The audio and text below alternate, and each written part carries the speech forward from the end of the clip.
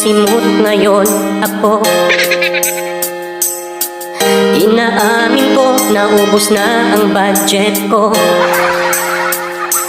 Hirap naman, walang natira. January pa lang, puno, pinatuyo aking ulam.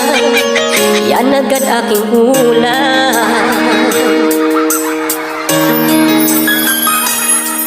Dapat pansin ko, lagi akong tulala.